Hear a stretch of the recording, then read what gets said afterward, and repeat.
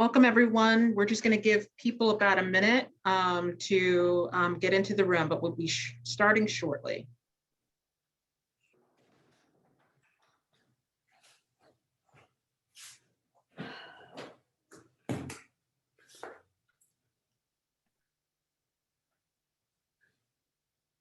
Leslie, can you hear me? Mm-hmm. Are you waiting? Mm-hmm. I'm about to start. Okay, I was going to try to switch computers, but I'm afraid to now. Welcome back to the Forum webinar series. I am Leslie Kanan, a Senior Field Officer for the National Trust for Historic Preservation, and I'll be helping to moderate this webinar tonight. In case you don't know, Preservation Leadership Forum is the professional membership program of the National Trust for Historic Preservation. This webinar series is made possible by members of Preservation Leadership Forum, and we sincerely thank those of you who are with us today. Through the National Trust African American Cultural Heritage Action Fund, we have been having a series of conversations to broaden our understanding of the Brown v. Board of Education case as we work towards passing legislation that will link the various stories and places related to this case. Today is actually the 67th anniversary of the landmark Brown v. Board case, and we are partnering with the Brown Foundation of Educational Equity, Excellence, and Research, the Shawnee County Historical Society, and the Washburn University Law School to look at landmark cases that occurred before Brown v. Board. This session will feature a discussion with the descendants from the Dred Scott v. Sandford and Plessy v. Ferguson cases. We are thrilled to have with us today Lynne Jackson, who is the president of Dred Scott Heritage Foundation, Keith Plessy, who is the president of the Plessy and Ferguson Foundation, Phoebe Ferguson, who is the executive director of the Plessy and Ferguson Foundation, Janet Thompson-Jackson, who is a professor at law of Washburn University School of Law, and Carla Pratt, who is the dean of the Washburn University of Law. Before we begin, there are a few technical logistics. We will take questions from the audience during the webinar. Please send questions via the Q&A function. You are welcome to submit at any time during the webinar, but we will be waiting until the Q&A section to answer questions. We will be dropping links related to the presentation in the chat.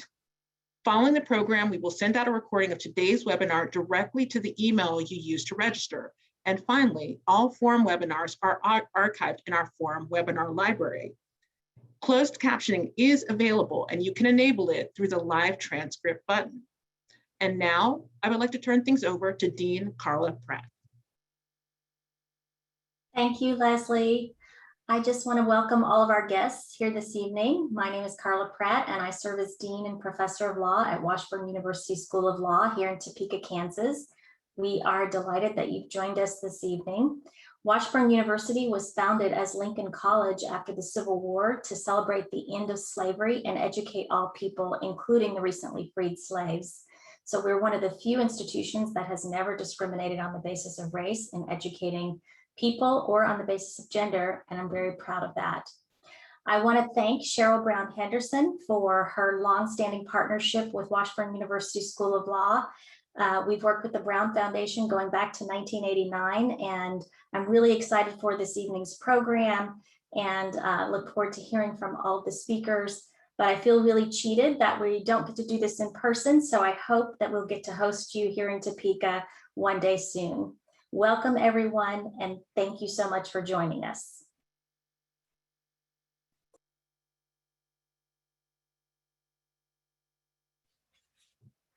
And hello, I'm Janet Thompson-Jackson, and I am both proud and humbled to have served on the Brown Foundation Board of Directors since 2009.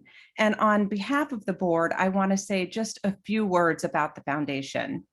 The impetus for the Brown Foundation came out of a desire to achieve something that I think all of the speakers today have wanted to achieve, to tell the untold stories of people, some whose names are familiar and others who are not, who have shaped our history, our societal culture, and who have paved the way for the Brown v. Board case. The Brown Foundation was founded in 1988 with Cheryl Brown Henderson as the founding president. Cheryl would be the first person to say that she didn't and couldn't have done it alone. Along with supporters in the Topeka community, Cheryl reached out to the multiple plaintiffs and plaintiffs' families in the other cases that were consolidated in Brown v. Board. Along with the Kansas case of Brown versus Topeka Board of Education, the other cases originated in Delaware, Virginia, South Carolina, and Washington, D.C. The Brown Foundation represents the efforts of the NAACP in filing these cases and the sacrifices of these plaintiffs, including her father, Oliver Brown. At this 67th commemoration, the foundation is honored to partner today with the National Trust for Historic Preservation, the Shawnee County Historical Society, and Washburn Law School, particularly as we continue the work of advancing racial equality in this country. And while we're honoring people, I also want to acknowledge that Mrs. Leola Brown Montgomery just celebrated her 100th birthday last week. So we wish her a very happy birthday. As we reflect on the building blocks to Brown, the theme of this event, the building blocks, our first block is the Dred Scott case, Dred Scott v. Sandford. And we're honored today to have Lynne Jackson here as a descendant of Dred Scott. The other case in our building block is Plessy v. Ferguson, and we're honored to have with us today Keith Plessy, descendant of Homer Plessy, and Phoebe Ferguson, descendant of Judge John Ferguson. So I will ask the speakers to join us on camera.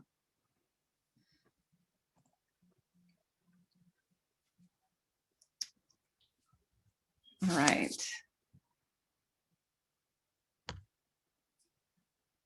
And Phoebe. Great, thank you and welcome. So as I briefly mentioned, we want to focus on the stories, on the human beings behind the names that we know in these cases. And as descendants, you hold those stories from a different perspective than we're used to reading about and hearing about. So we want you to share those stories with us. And Lynne, I'm going to ask you to start as a descendant of Dred Scott.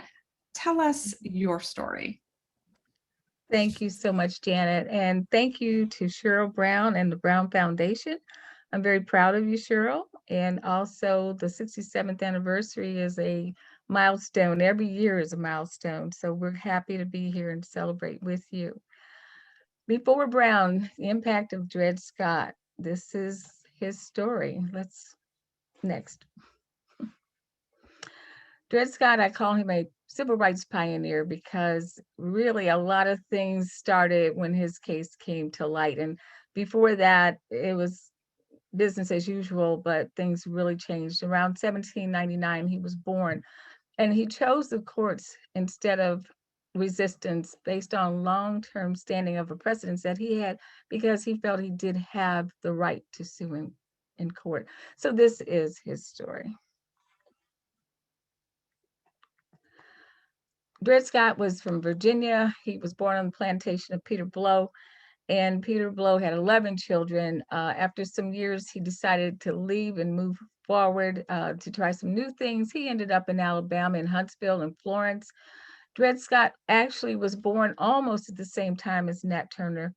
And had he not moved to St. Louis, he might have been caught up in the Turner Rebellion. But rather than that, a year before, he ended up in St. Louis, Missouri. And by that time, the Blow family was having more problems with business and so forth. The parents got ill, and eventually the father sold Dred Scott to a Dr. Emerson, who was an Army surgeon. And he did this as one of his last things before he passed on. Next. Also, having traveled with Dred Scott into free territory of Fort Armstrong, which was in Illinois, and Fort Snelling. At Fort Snelling, an Indian agent owned Harriet Robinson. His name was Lawrence Tolliver, and he also was a justice of the peace. So he married them. They had 2 daughters, and Dred and Harriet lived as man and wife under Dr. Emerson's quarters. Next. Dr. Emerson died in 1843, just a few years after getting with his family, and he had married Irene Emerson. She was the daughter of a staunch slaveholder And when Dr. Emerson died, they asked for their freedom. They said, we've been in free territory. We'll pay you $300, but she turned them down, and they sued for their freedom on April the 6th of 1846. Next, they sued at the old courthouse based on a law that was once free, always free. Persons wrongfully held in servitude could sue for their freedom. A lot of people didn't know that, but in St. Louis, we also found that there were over 300 freedom suits in the basement of our old courthouse, older. And we found out that almost half of the people with grounds to sue were able to do so. You had to prove that you were free. You had to prove that you were physically abused. And you also needed people to come forward and to testify and on your behalf that you were of this situation. Next. So again, on April the 6th of 46, the Scotts sued for their freedom. Dred Scott sued and Harriet Scott sued. She had her own case. And if you look closely, you'll see the X's that they signed for their names in lieu of their signatures. And in each case, the X looks like a cross. I think they had faith that good things were ahead. Next. Unfortunately, it took 5 court proceedings and 11 years for them to find out that they were never going to be free according to the law. They sued in 47. It was a mistrial. They got their freedom in 50 from 12 white men on a jury in St. Louis at the old courthouse. But on March 22nd of 1852, they lost to the Missouri Supreme Court. And attorney Roswell Field felt that a federal court might be the answer. He found the diversity clause, and this is one of the pivotal things in the Dred Scott case. Had he not come forward and had he not known that to sue someone who lived in another state allowed you to bring your case up a level, then Dred Scott, we may never have heard of him. But on March the 6th of 1857, after all of that, the infamous Dred Scott decision was rendered. Next. Justice Roger B. Taney said, among other things, that they had no rights that the white man was bound to respect, and et cetera, meaning that they also were told that they were not citizens. Taney was the Chief Justice over a court that had 9 justices, and each one of them wrote a separate opinion because they all had different reasons. And that decision was 7-2. Next. And here are some things about the case. Reasons for the case were that the Missouri Compromise meant that it was meant to subdue divisions. In other words, they were fighting over who would become a slave state. And so the Missouri Supreme Court in 1820 came to pass. The Missouri Supreme Court went against precedents when they told him he could not have his freedom. That was totally unexpected. The increased division of the North and the South, and the Kansas-Nebraska Act were just fuel on the flame. Southerners were determined to keep their economic system, and Dred Scott, however, pursued his case to the Supreme Court. Again, had he not done that, we may not even have had the war. But the impacts on the case were that the Scott family did lose, but not only them, all African Americans lost, and even those who were free were considered no longer citizens. The Missouri Compromise was declared unconstitutional, and whereas they had tried to push it aside before, they now declared that Congress didn't even have a right to ever implement it. The doctrine of popular sovereignty, which was allowing both states, one to come in free, one to come in slave and alternate, that was also thrown out. The North was outraged. The abolitionists were emboldened, and increased tensions came about to where we actually were a major catalyst for the Civil War. Next. Well, the Scotts family actually was redeemed because even though the law said that they would never be free, they had been owned by Mrs. Emerson, who had to, and I have to abbreviate this, I'm sorry, it's a great story, but she sold them back to one of the children of the original owners, Taylor Blow, the gentleman in the color picture, paid for $2,000 freedom bonds. And he and his sister Charlotte and his brother Henry had helped them throughout the 11-year ordeal. This case was such an impact that the Frank Leslie Illustrated, which we would compare to Time magazine today, they were on the front page, and a long and lengthy article was written about them because they were the most famous slaves in the United States. And their case was positioned to change the nation. Next. So one of the results, a big result of the Dred Scott decision, were the 3 amendments, the 13th, 14th, and 15th. I think we should all know the 13th abolished slavery. 14th gave citizenship to African Americans, and then it made it very clear that if you were born here or naturalized here, you should be a citizen.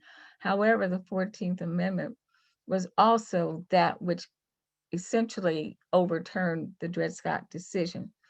So that was very critical. And as we all hear today, the 14th Amendment is always in the news. The 15th Amendment gave African men the right to vote. And so these, again, are often called the Dred Scott Amendments as well. Next. I did have the opportunity to meet this beautiful lady, Sylvia Mendez, at the Dred Scott Symposium, which was held in 2007 at Harvard. Dr. Charles Ogletree Jr. had the most incredible symposium I have ever been to. And Miss Sylvia was there as the child, or I would say the plaintiff, for the Mendez versus, I believe, California. It was a precursor to Brown, and the segregation case was in California against Latin American children. They did win their case, and yet it was a wonderful precedent for Brown v. Board of Education. Charles Hamilton Houston was extremely pivotal in this, and if you ever get to see the movie Separate but Equal with Sidney Poitier, you'll see his impact there. His son and grandson were there, and it was just a delight to meet her, and I had not known about her case before. So as much as some of us think we know everything, we don't, and it was just wonderful. And now I see I'm working with the Plessy, Ferguson, and Brown people, as well as Tawneys, and all of this history is coming together in a beautiful way. So I'm very pleased to be able to present to you a very thumbnail sketch of the background of Dred Scott, but it was the precedent of those things that led up to Brown. Thank you. Thank you for that, Lynn. And we're going to move next to Keith Plessy. Keith, will you share your story with us, please? Yes. And good afternoon to everybody. Good evening to everyone. I would like to share the fact that the 14th Amendment was one of the major tools used by the Citizens Committee who represented Homer Plessy in court. In Dred Scott's case, when his case was lost, the Civil War erupted as a result of it. I don't have any slides to show you right now, but my backdrop is our banner for the Plessy and Ferguson Foundation. And I would like to say that Homer Plessy was born, he was the plaintiff in the Plessy v. Ferguson case. He was born in New Orleans, March 17th, 1863. That was the year that Abraham Lincoln issued the Emancipation Proclamation. He grew up in a time where the Civil War was going on when he was an infant, and in his young life, he lived through what we called Reconstruction. It was an experiment that the United States was going through after the Civil War. The South had lost. The New Orleans and Louisiana area was occupied by the Union soldiers. And in Homer Plessy's case, he grew up in a time where he could attend schools, the same as white students. He could marry a white woman if he chose to when he became a young man.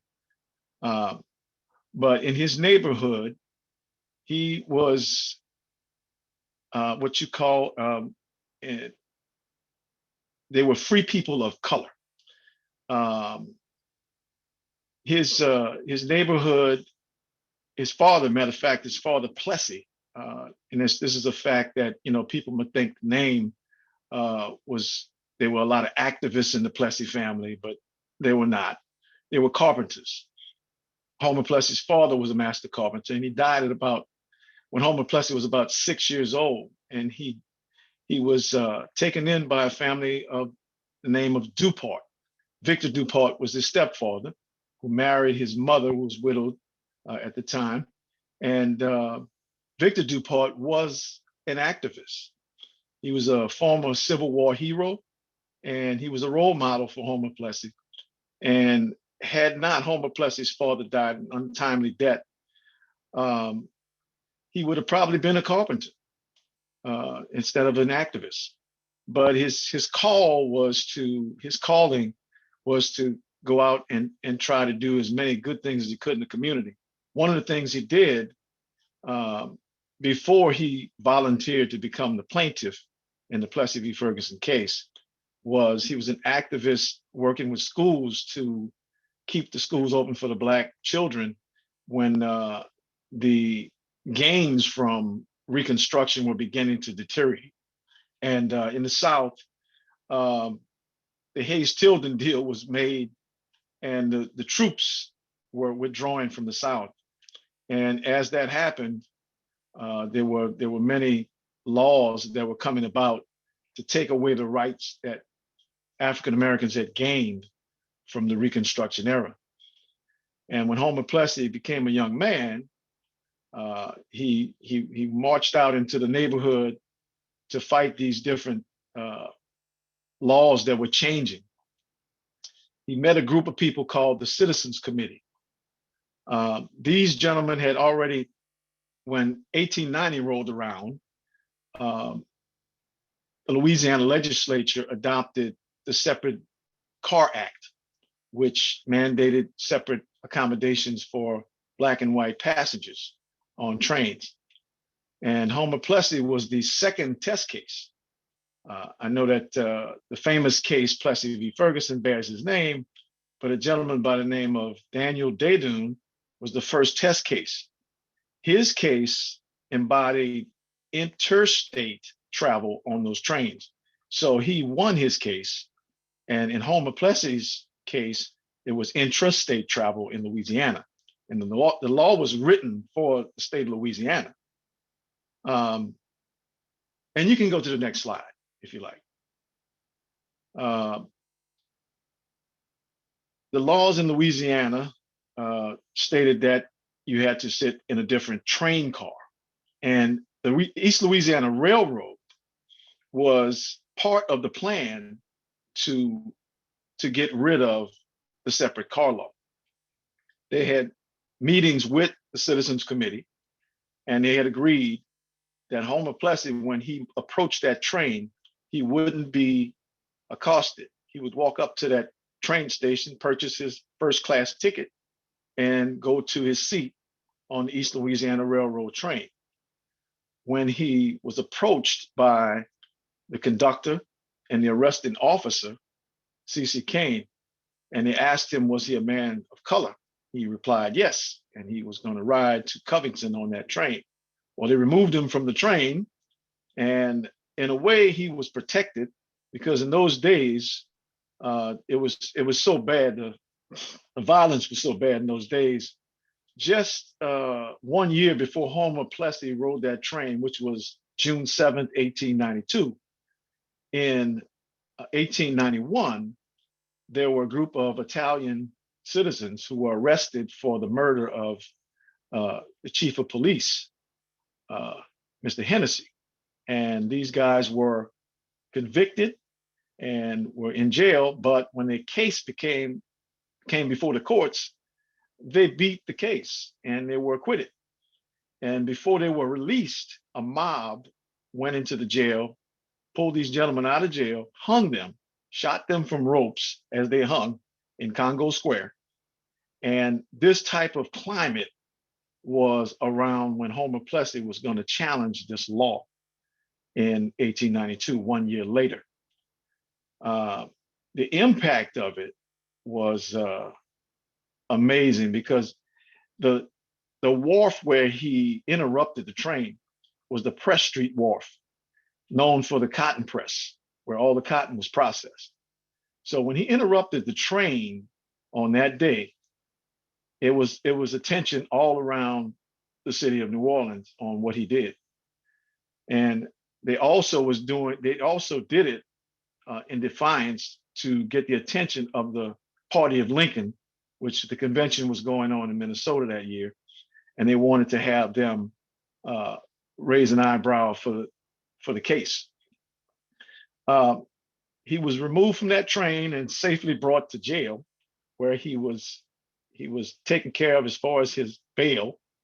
It was already set, and he was released from the jail. I don't know if this document is any of the arrest records, but you can go to the next slide. His case was local when he was arrested, and it moved to the state Supreme Court. His case was called the State of Louisiana versus Homer Plessy before it was appealed to the US Supreme Court as Plessy v. Ferguson. What the case, when it was heard in US Supreme Court, the decision was to adopt separate but equal as the law of the land here in America. It was legal apartheid sanctioned by the highest court in America, which was sad. But as a result, there were so many activists and leaders around that time who never gave up the fight. And people like Charles Hamilton Houston, who Lynne mentioned earlier, was a young man at the time, and he was inspired by the case. And as Thurgood Marshall became one of his students, he was inspired by the case as well. Charles Hamilton Houston took him under his wing, and they pursued to destroy separate but equal. And throughout the 20th century, the thin thread that connects Dred Scott's case, the 14th Amendment, was argued in Plessy's case and in many cases that Thurgood Marshall and Charles Hamilton Houston presented to the courts. They referred to the separate but equal law as Jim Crow Deluxe many times in cases. They would present the 14th Amendment first, and if it didn't work, they would pull out Jim Crow Deluxe, which is separate but equal, which demanded that if you had separate facilities, they had to be equal. So therefore, if the facility wasn't equal, you had to allow the person, the African-American person, to attend school or to be treated equal in that environment. So they won many cases on the back of Plessy v. Ferguson, all the way to the crowning jewel of Brown v. Board, as we celebrate the 67th anniversary of Brown v. Board. The 14th Amendment was used in that case as well. And in many cases, people look at Plessy v. Ferguson as being exonerated from that case, but it was education in Brown v. Board. And as far as transportation, it wasn't until the 60s. Brown was decided in 1954 on this day. And in transportation, it wasn't until the Civil Rights Act was signed that we really started to see change in transportation. So America, in many ways, has been very stubborn in abiding the law, but the law is going to prevail eventually. Thank you. Thank you, Keith. And now we bring Phoebe Ferguson to the camera, please, to share with us your story, Phoebe.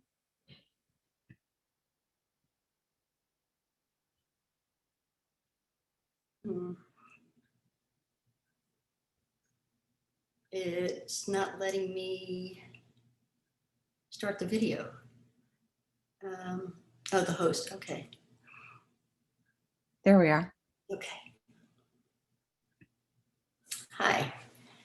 Well, it's so great to be here with all of you and our good friends, our partners in history, we like to call them, Cheryl and Lynne. And I will give you a little bit of background on Judge Ferguson, because I think maybe that's the least known history in the evolution of the case. And yet his name is attached to it. And so he is known by name only, I'll put it that way. So contrary to what people might assume, John Howard Ferguson was not from the South. He was from Martha's Vineyard, and many, many generations of whalers and his family. And, but he grew up, while he was in school, he was very interested in educating himself, and eventually he became a teacher in Martha's Vineyard, and then he decided to study law. So he wasn't far from Boston, so it made sense for him to travel to Boston and to begin to study law. And in those days, you didn't necessarily have to be in university to attain your degree. You could study underneath and a very experienced lawyer, and which is what he did.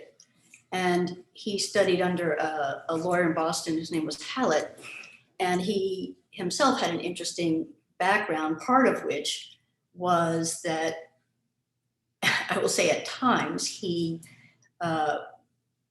was very much against slavery and fought on behalf of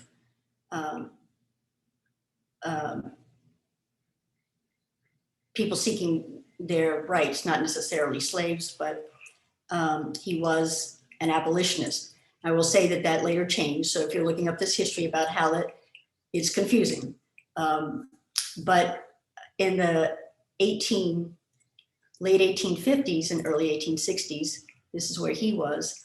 And we don't have any direct documents or personal diaries or anything like that from Judge Ferguson, but we know that he traveled to Louisiana after the Union soldiers started coming back to the East Coast, and, you know, as the myth goes, saying how much opportunity there was in the South.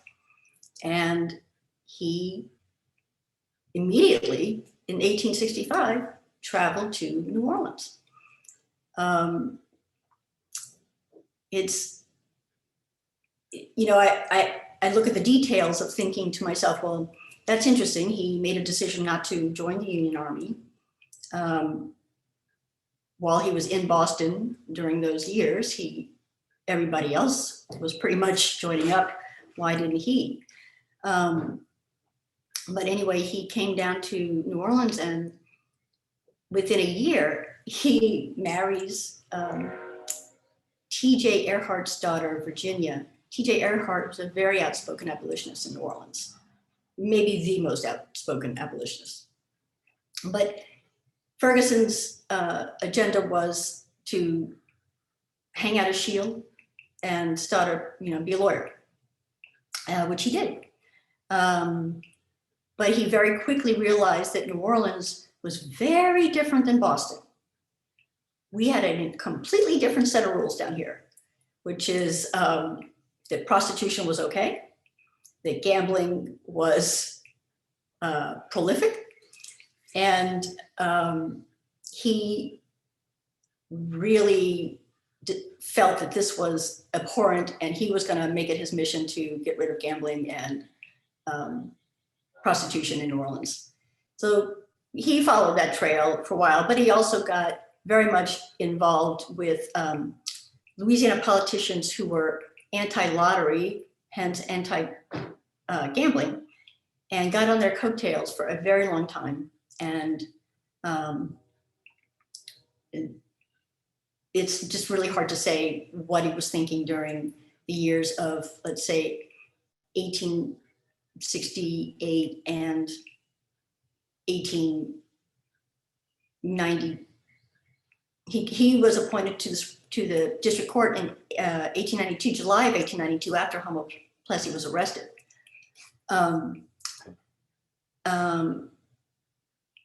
the people that put him on the court were Governor Nichols and Murphy Foster.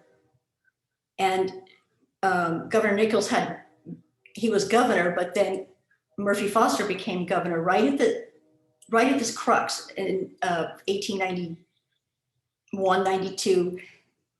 Murphy Foster appoints Governor Nichols as Chief Justice of the Louisiana Supreme Court. And then they put Ferguson in the seat of a judge in the civil district court who mysteriously disappeared. So anyway, the case comes before Judge Ferguson. The Daniel Day Dune case that Keith told you about comes before him in July, and he throws it out because the law stated that it was illegal to ride in a train car that was traveling within the state if you were Black, to travel with whites. But if the train were going outside of the state of Louisiana, then that was allowable. So they tested that case first to see what the legislators would do, knowing that that would be illegal. And so it came before Judge Ferguson, and he said, this is not the law, and he threw it out. Then the Citizens Committee went back to the drawing board, and figured out that they needed Homer Plessy, somebody else, to challenge the law within the state. And when that case came before him, it was very interesting, his demeanor, I guess. He was very amicable to Plessy and his team. Plessy's local lawyer was a former Confederate soldier himself, but now friends with Judge Ferguson. They argued, they brought the case before him on the basis of the 14th Amendment. But the way the judge ruled was that Homer Plessy violated the separate car law. He, quote, was doing as he pleased by not leaving the car, and therefore he had broken the law, and he ruled against him. So he left, however, according to recent research, the view is that he, by not deciding the case based on the arguments brought to him on the 14th Amendment, that they could then appeal the case, which they did directly to the state Supreme Court. And in 3 days, they upheld Ferguson's decision. No surprise there. And so then the case, they were allowed to appeal it to the Supreme Court. And when they appealed it to the Supreme Court, Judge Ferguson's name was on the petition, and therefore it became Plessy versus Ferguson instead of the state of Louisiana.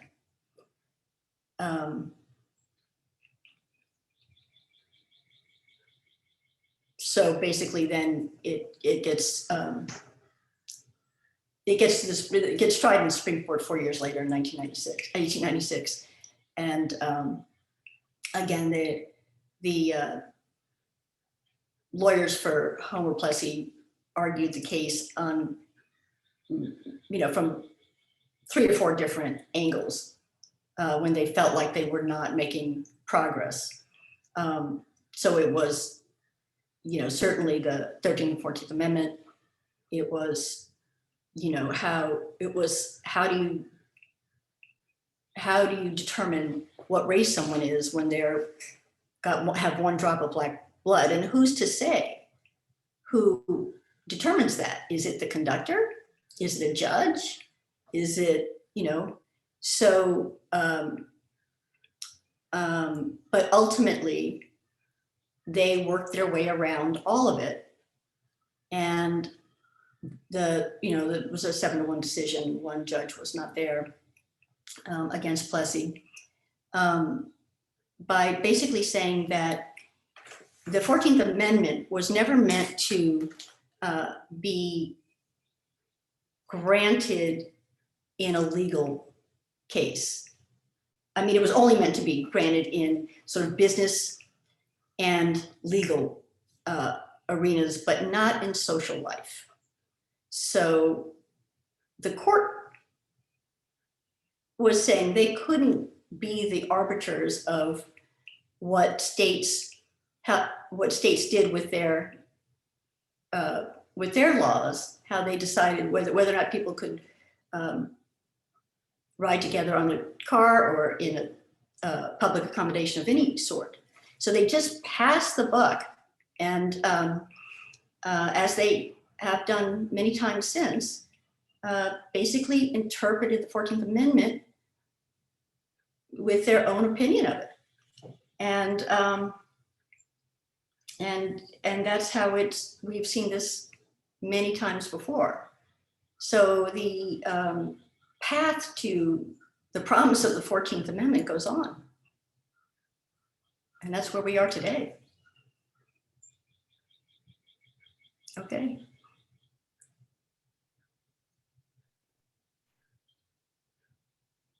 Thank you, Phoebe.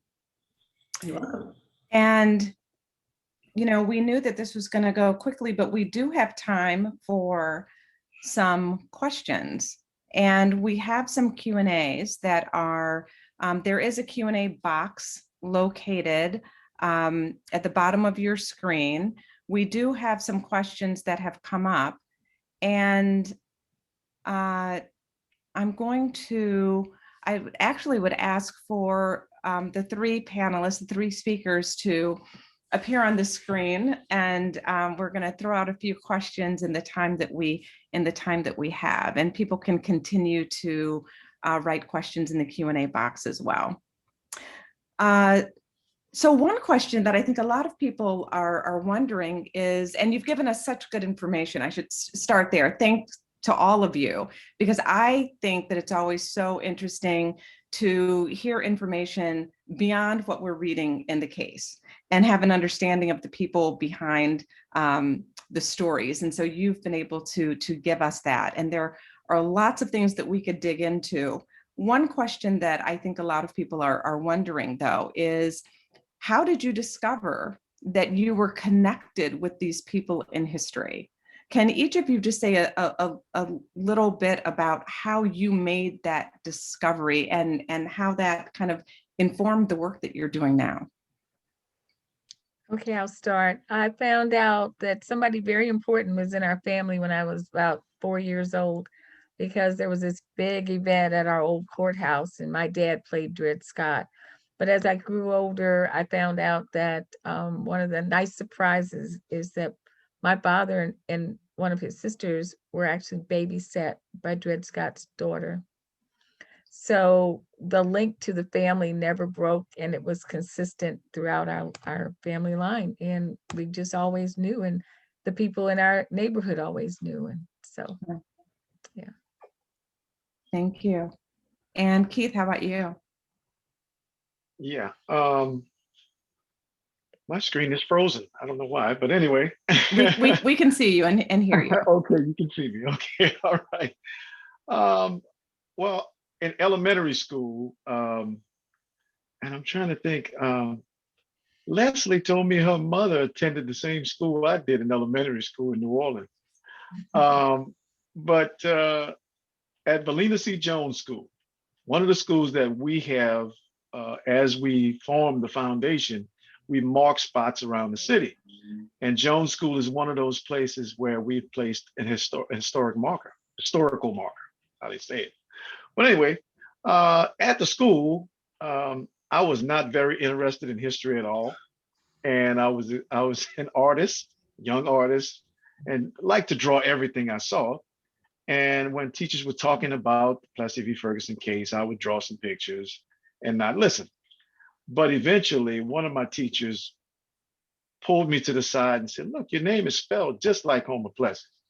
And when we were talking about the case, they stood me up in front of the class. That was Miss Waters. She said, "Hey, your name is just spelled just like Homer Plessy. And we're going to get the phone book and look in there and see how many Plessys are in New Orleans." And my mother's name appeared and a couple other relatives appeared, but it was only a few. And I thought it was very nice of her to point that out to me, but it took a long time before I actually realized how I was related to Homer Plessy. And it took place in 1996 on the 100th anniversary of the Plessy v. Ferguson case here in New Orleans. there was a conference, and a guy by the name of Keith Weldon Medley, an author who wrote a book called We as Free Men, was doing his research, and he was part of this big conference. Well, he kind of took me under his wing and showed me a lot of genealogy research that had been done. And he showed me how I was related to Homer Plessy through my great grandfather. Their fathers were Homer Plessy's father and my great grandfather's father were brothers. Okay. And Homer Plessy, by the way, has no children in history. Some people might say the great great granddaughter or the great great grandson. No, he did not have any children, so there were no direct descendants of Homer Plessy. Okay. But Good. yeah. Thank you. And Phoebe Thank will you. share something with you about that same author because he brought us I'm together. gonna Yeah, ask go ahead. Phoebe about All her right. connection to Judge Ferguson. Well, I didn't know anything. I mean, I didn't know definitively until I was 40, and I got a phone call from someone who bought his house here, and they wanted to restore it to exactly what it was in its 19th century version. And so they basically said, I bought your great great grandfather's house, the judge, in Plessy versus Ferguson. And I just happened to get a family genealogy, and I literally was looking at it on the phone with this guy and saying, oh, right, I knew that because there it was, Judge John Howard Ferguson. So that was how I found out, was through a phone call. Okay. Somebody looking for him. So, this goes to couple people's questions, and also a question that I have. I mean, we are in a time now where it is very difficult for people with differing viewpoints to be able to come together and have any kind of productive conversation. Sometimes there's so much conflict, there can't be any reasonable discourse at all. How is it that Phoebe, you and Keith were able to come together to start this foundation? What was the impetus for that? What was the impetus for that? Let me just let you tell the story. Well, I mean, when we first met, that was, I guess, the genesis of it. Like our first meeting, which was a surprise meeting that was kind of set up by the author of We as Free Men. And so when we were introduced to each other, Keith came up and he said, hi, I'm Keith Plessy. And I said, hi, I'm Phoebe Ferguson. It was like, oh my God. I felt like I had to apologize for pretty much the last 200 years of, so he just laughed and said, it's no longer Plessy versus Ferguson, it's Plessy and Ferguson. I mean, he just said it right there, and then invited me to lunch, and we just hit it off. We became friends, and we've been friends ever since. I mean, I was going back and forth to New York, but eventually I moved back in 2006, and it was really, I think, seeing people's response to us together was really profound, in that the symbolism of harboring that much hate, just with these two names, of course, what they represented, but here we were in the 21st century, and people are saying, I can't believe you all are friends. But then there was the other reaction, which is that it's amazing you all are friends, and that means so much. And people really feel moved by our friendship, right, Keith? Yeah, I think the common term was everybody that was kind of surprised when we mentioned that we were friends. They would say, "Oh, that gives me goosebumps." I was like, really? But it was some of our friends who are around us, like an archivist named Pastor Brenda Billups Square, who was the archivist at Amistad Research Center for some 14 years.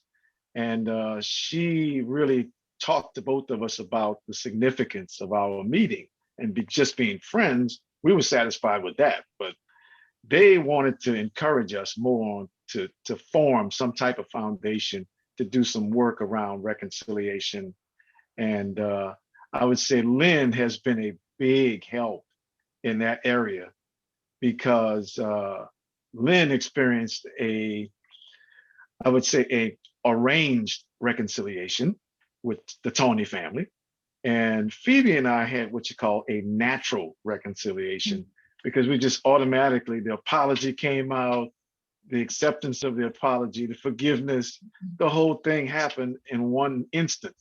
But with Lynne can tell you, I think she may have an opportunity to talk. I don't know if we're gonna have enough time, but it was quite an experience. And she actually called me when it was happening. And I couldn't believe that it wasn't on national news that Tony and the descendants of Scott had reconciled. Well, Lynne, will you share that with us? Well, certainly. It was, I don't know, Keith, about how it was arranged. I think it was, well, maybe it was arranged by somebody upstairs. But honestly, I got a phone call. No, I take that back. It was an email. I got an email from a young lady who said her name was Kate Tawney Billingsley, and that she had written a play about descendants of Tawny and Scott meeting over coffee to meet for the first time and talk about their historic ancestors. And this play that she wrote was in New York, and it was at the Actors Studio. She invited me to the premiere, and her father and she picked me up at the airport. We watched the play, which is really amazing because the characters are very, very real. They're also very 21st century. And so the dialogue there was really that thing that broke the ice. This was a beautiful 31-year-old white girl that put words into a descendant of Dred Scott. And everybody was just floored because they didn't tell anybody who wrote the play until after they had seen it. But it was not unlike with Keith, though. These people are very genuine. They love each other very much, and they really love the relationship that we have. They also own the story, and that's what I like to tell people. They don't deny, they don't make excuses. They don't say, oh, well, he wasn't so bad. You know, her play is called A Man of His Time, and it delves into why people did what they did back then. So they try to discuss that in the dialogue.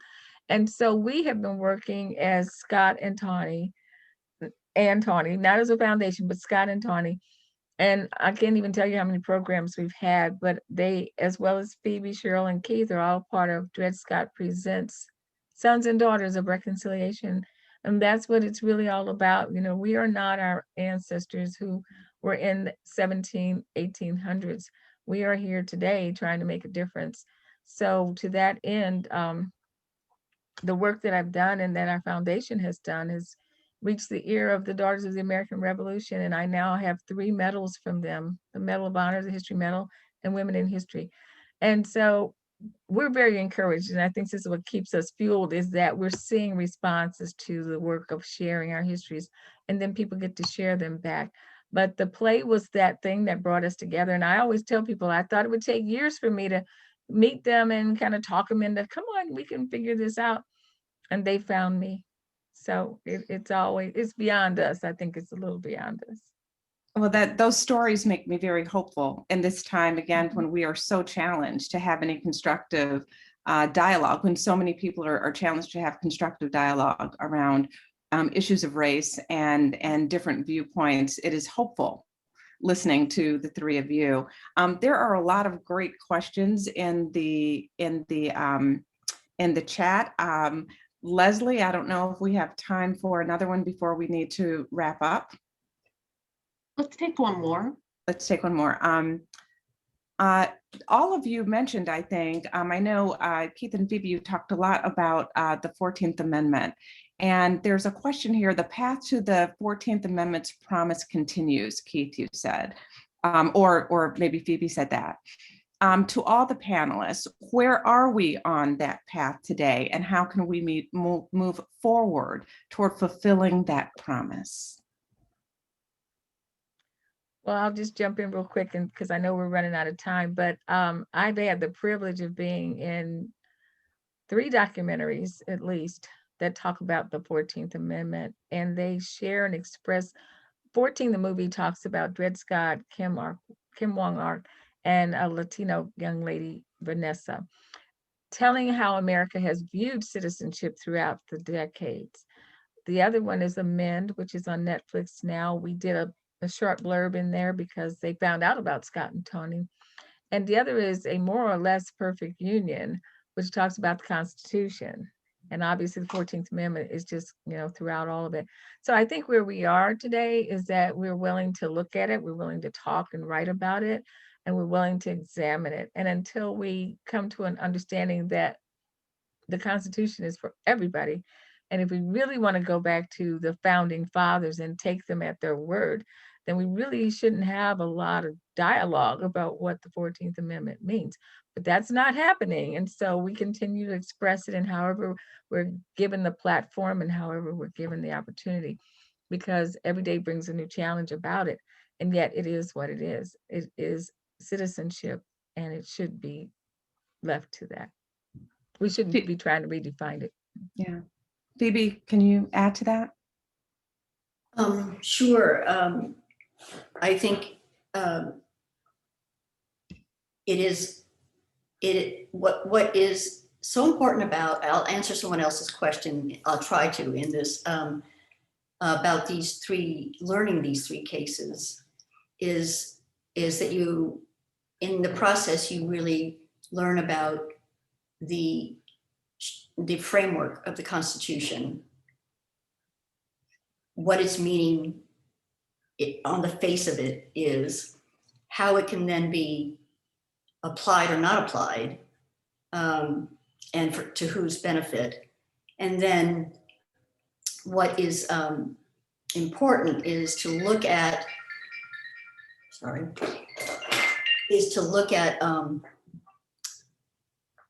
the role of activism in all 3 cases. And certainly the strategies that were used in all 3 cases, and apply those to the strategies used today in both taking civil rights cases to court and continuing to argue them on the 14th Amendment, and also even in the way in which we protest. There is a lot to be learned if you read deeply into these cases and how the architecture of them, but also the spirit of the activist is just never dies. And I think, what is it at the end of the case, the Citizens Committee says, what's the quote, Keith? Says that although we lost the case, what is it? I forget. It may have ended in defeat, but not in ignominy. We as free men declare that we were right and our cause is sacred. Right. Yeah. And it would have been very interesting to be able to get into to Harlan's dissent as well, and we haven't had a chance to do that. And there's that is really rich as well. We're running out of time, and we are going to have to wrap up. Unfortunately, I know we could continue this conversation for a long time. Leslie is going to wrap up for us. Before we do that, first, thanks to all 3 of you so much for sharing your stories with us and just giving us another lens, another perspective through which to view these cases and these people. Mm-hmm. So thank you so much for that. We all have a story. And as we wrap up, I really invite everyone who is listening to explore in your communities and your families your own legacy of racism, your own legacy of where do you fit and where does your community fit with this. As a part of facing this continuing legacy in our country, remembering, asking about stories, sharing stories, I believe there's healing in that. So with that, Leslie, I'm going to turn it back over to you. Thank you, Janet. I just want to say thank you to all the panelists. I think we could easily be here for another hour talking about all of your amazing stories. And we are keeping track of the questions that were asked that weren't answered. And so we are going to try to get some of those answered perhaps through our Forum Connect or some way that way. But I just want to encourage you guys to keep the discussion going on Forum Connect, which is our online community for people in the business of saving places. We have active conversations like these happening all week, and topics from Section 106 to women's history at historic sites. If you haven't joined, you should. It's a great place. It's free. You just need to make an account. If you missed any of our previous webinars on Brown v. Board or other topics, you can access those recordings in the webinar archive. Information about our upcoming program is also available. And I just want to thank you all again who attended today's webinar. A special thank you to our speakers for sharing their stories with us. If you have any questions following this webinar, please don't hesitate to contact us. Our email is forum@savingplaces.org. And again, thank you so much for all your amazing questions and for your attendance. And thank you again to the panelists for all your amazing stories.